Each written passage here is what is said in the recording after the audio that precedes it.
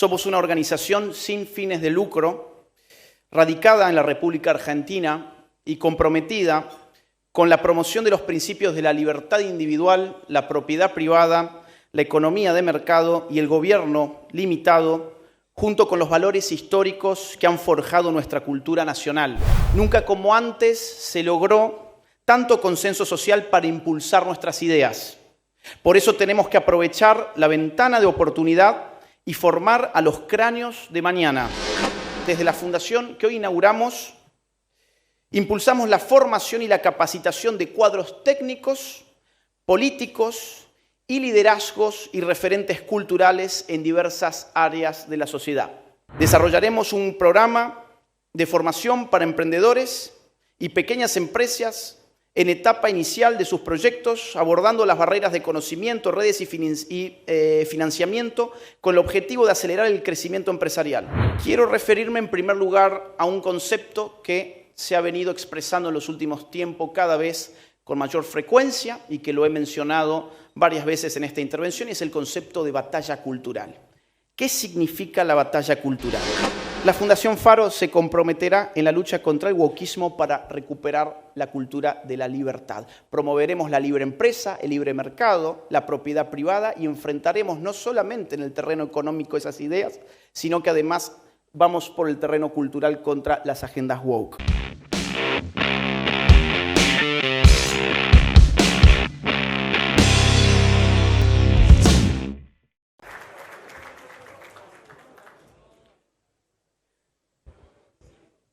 Muy buenas noches a todos, a las autoridades políticas que nos honran con su presencia, al presidente Javier Milei, a la secretaria general de la presidencia Karina Milei, al gabinete que nos honra también con su asistencia a este evento y a los empresarios que nos acompañan esta noche.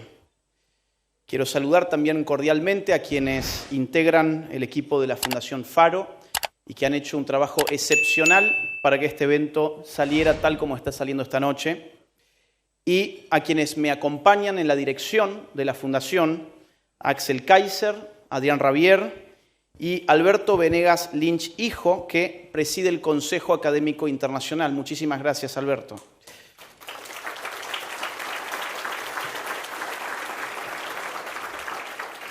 Muchas gracias a todos por acompañarnos en esta inauguración de la Fundación Faro.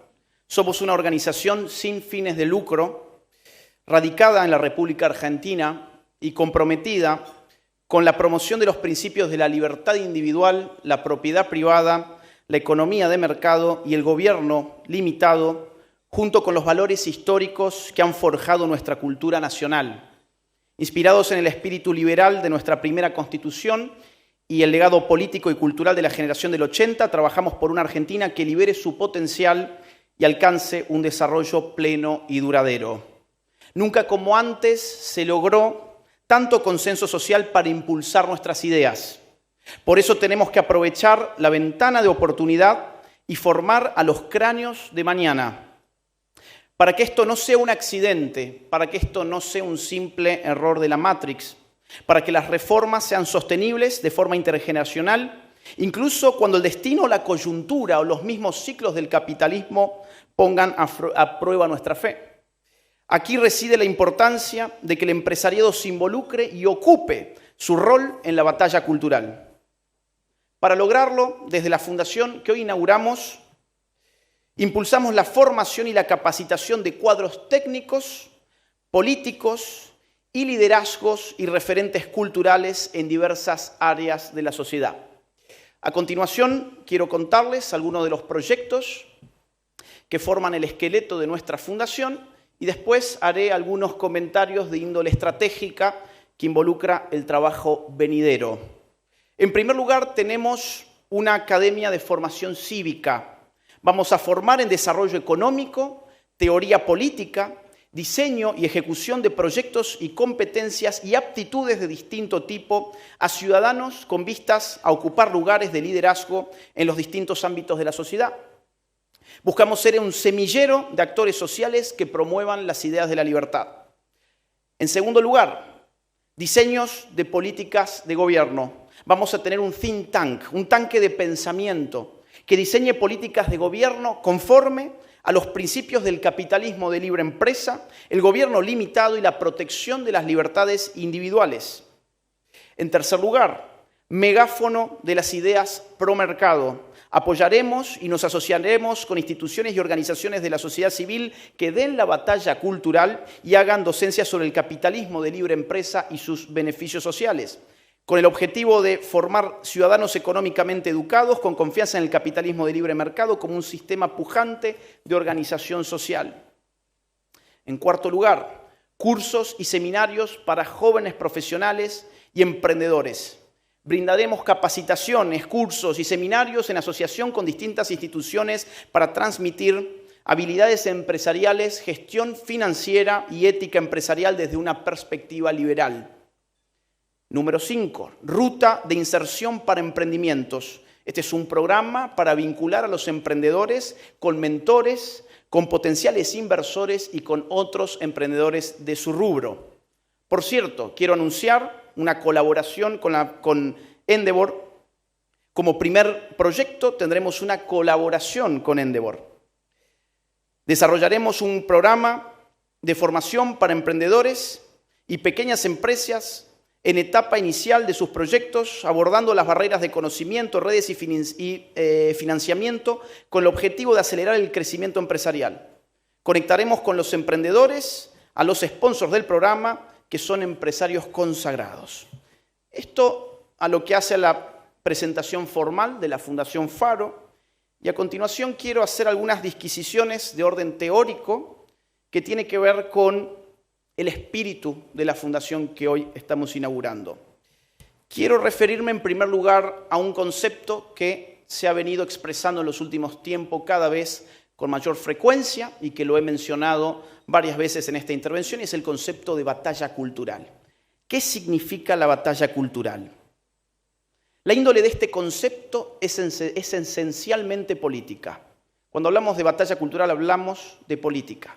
Hablamos del campo de la cultura, no simplemente como un campo del ocio, del entretenimiento, de la contemplación, ni siquiera como un campo de la ilustración, tal como se lo concibe tradicionalmente el campo de la cultura, sino como un campo donde se determinan las relaciones de fuerzas políticas, donde lo que está en juego es algo llamado opinión pública, donde lo que está en juego son los valores, los usos, las costumbres, las ideas, las historias, las palabras, el lenguaje, los relatos, los símbolos, las imágenes, las representaciones.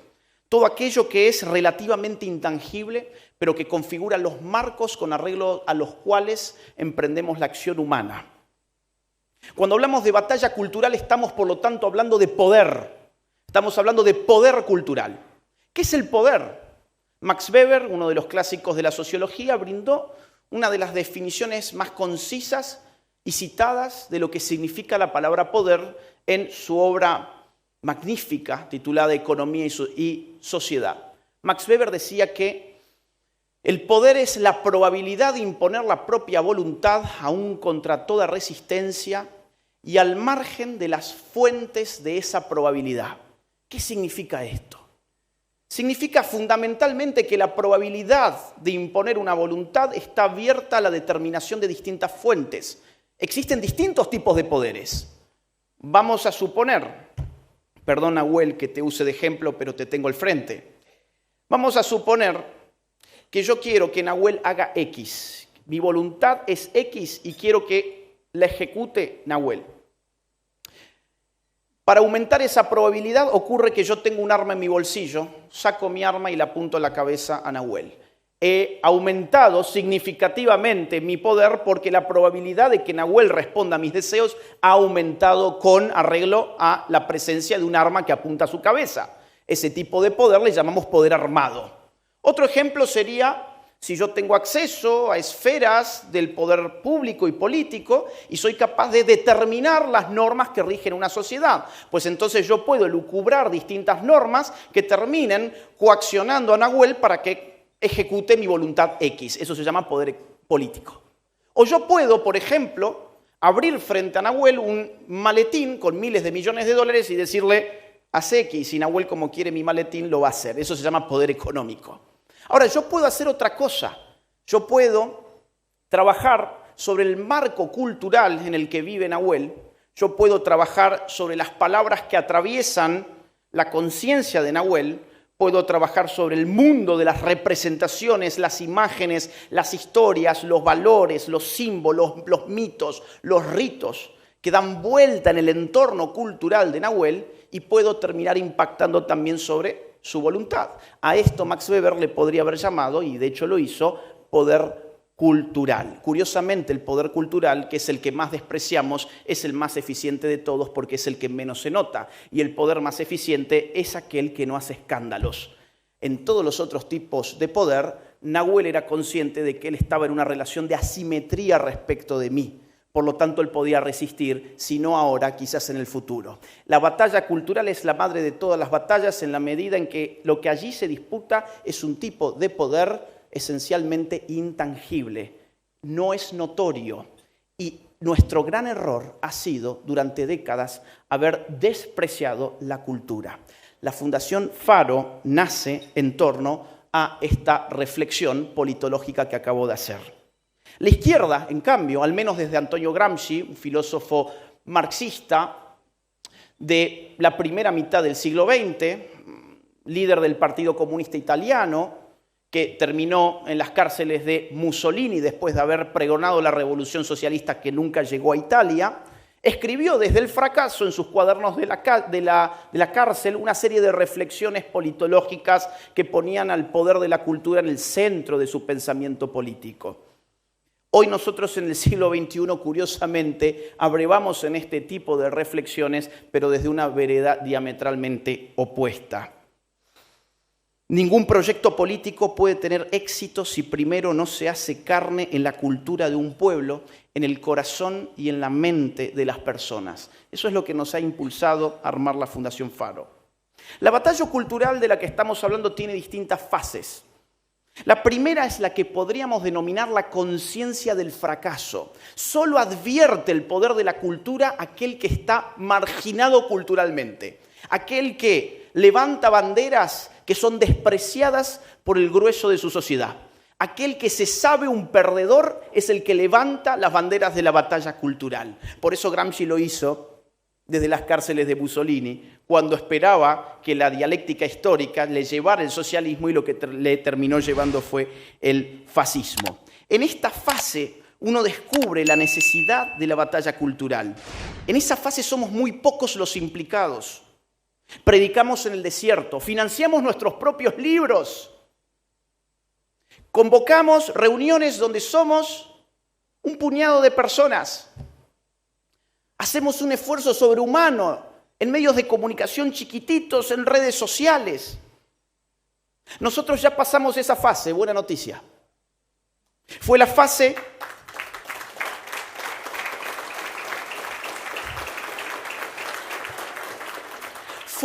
en la que decían que nuestra lucha era consumo irónico. ¿Se acuerdan de esa fase? A mí, yo me muero de risa porque digo, estos que hoy lloran, hace poco se reían. No sabían de lo que se reían. Hoy nosotros nos reímos de ellos.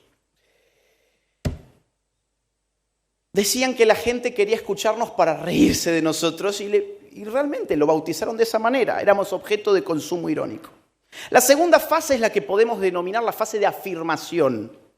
Nuestras ideas empiezan a afirmarse en un sector cada vez más concreto de la sociedad civil y empiezan a pujar por representación política. En esta fase los pocos pasamos a ser un poco más.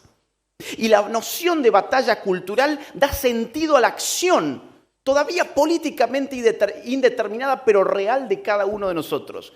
Tuiteros, blogueros, gente de YouTube, gente que da conferencias, que escribe libros, empieza a concebir una unidad de acción llamada batalla cultural. Funciona como el mito de Sorel, es decir, aglutina las energías políticas de un grupo todavía disperso.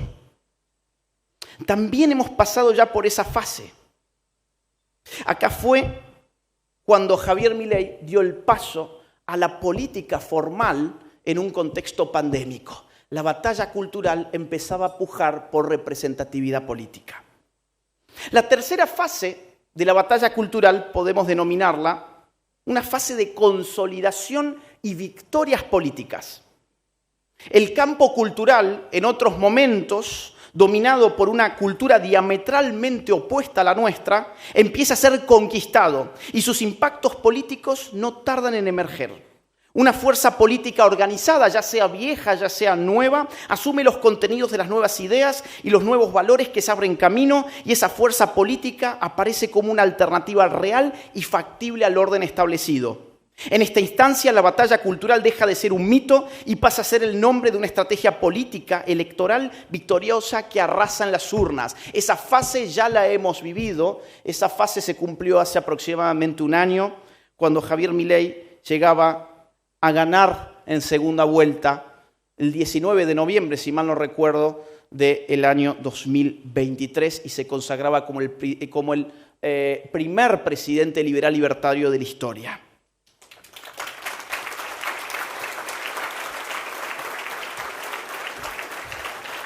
Ahora bien, falta una fase, y es la que podríamos llamar, usando terminología gramsciana, la fase de la hegemonía. En esta fase, la nueva cultura, las nuevas ideas, los nuevos valores se hacen carne en el grueso de la sociedad, descienden y empiezan a configurar lo que podemos llamar un nuevo sentido común. La sociedad reconoce esas ideas, esos valores, esos símbolos, ese lenguaje, lo adopta como propio, lo acepta, lo asumen en su superioridad respecto del proyecto político caduco, del proyecto político anterior.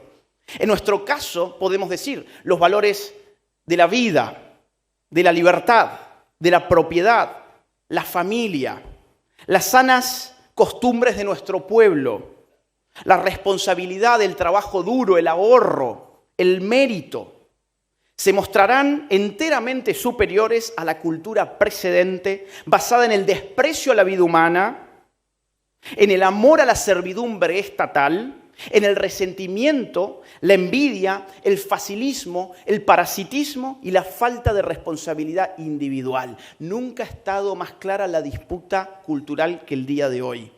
Esta es la fase que tenemos por delante y para eso hemos creado la Fundación Faro. Necesitamos ordenar la batalla cultural, coordinar actores que hoy están dispersos, determinar estrategias en común, formar a nuestros futuros políticos, a nuestros referentes culturales y a nuestros líderes empresariales. La Fundación Faro quiere profesionalizar, por así decirlo, la batalla cultural y esperamos contar con todos ustedes. Si fueron los éxitos en la batalla cultural los que abrieron las puertas para el éxito político electoral, somos conscientes de que serán los éxitos de nuestras batallas culturales venideras los que determinen el éxito de la Argentina libertaria. Otro aspecto digno de mención, no los voy a aburrir mucho más, solo un aspecto más, es que la batalla cultural no puede reducirse a temas meramente económicos. Los temas económicos, por supuesto, son muy importantes, pero no agotan el asunto de la batalla cultural. Recordemos que los enemigos de la libertad se aferraron al paradigma de la batalla cultural precisamente cuando perdieron la disputa de las ideas y de la realidad económica. El marxismo clásico, tremendamente economicista, fue derrotado en la Guerra Fría y sin embargo la izquierda se reconvertió abocándose a temas culturales como el feminismo, la ideología de género, el indigenismo, el ambientalismo radical, el nuevo racismo invertido, etc. Todas estas luchas ideológicas hoy toman el nombre de wokeismo. Les suena el término, es bastante nuevo, lo woke, lo woke. ¿Qué es el wokeismo? El wokeismo es el desquicio de la dialéctica opresor-oprimido. La idea de que el mundo está dividido en opresores y oprimidos, tan explotada por el marxismo clásico en el terreno económico, fue introducido en todas las relaciones sociales, en todas las dimensiones, tanto sociales como individuales de la vida humana, se introdujo una forma de relación opresores-oprimidos para sacar de ello partida política. Algunos ejemplos muy rápidamente. Si se trataba de sexo, había que decir que la mujer era la oprimida, el hombre era el opresor y el sistema de opresión se llamaba patriarcado. Si se trataba de orientación sexual, había que decir que el heterosexual era el opresor, que el homosexual era el oprimido y que el sistema de opresión se llamaba heteronormatividad.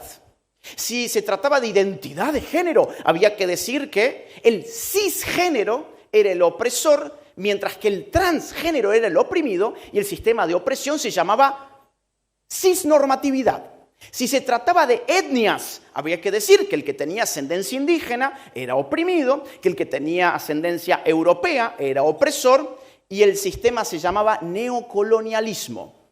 Si se trataba de razas, había que decir que el blanco era el opresor, el negro o el marrón, ahora hablan también de marrones, el negro o el marrón eran los oprimidos y el sistema de opresión se llama racismo. Si se trataba, miren, esto parece un chiste, pero esto está en boga hoy en Estados Unidos, si se trata de peso corporal, pues el gordo es el oprimido, el flaco es el opresor y el sistema se llama gordofobia. Hay ya en Estados Unidos departamentos en universidades llamados departamentos de Fat Studies, que están jugando este tipo de dialéctica. Incluso más allá, si se trataba de especie, el ser humano como especie oprime algo llamado madre naturaleza o Pachamama o reino vegetal y animal en una relación de opresión llamada especismo.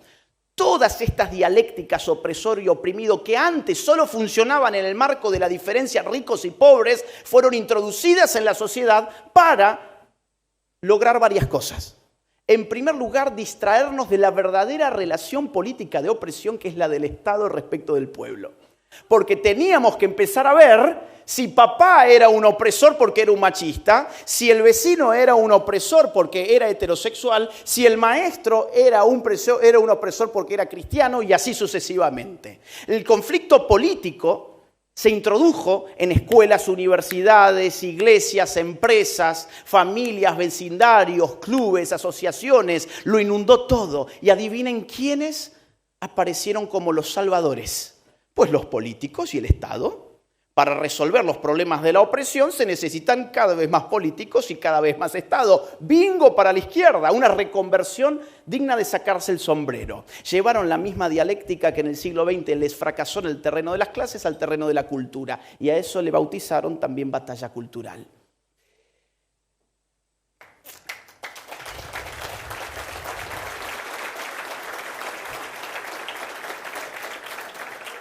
Pero además rompieron los fundamentos de nuestra sociedad moderna, igualdad ante la ley, libertad individual. Se quebró la igualdad ante la ley.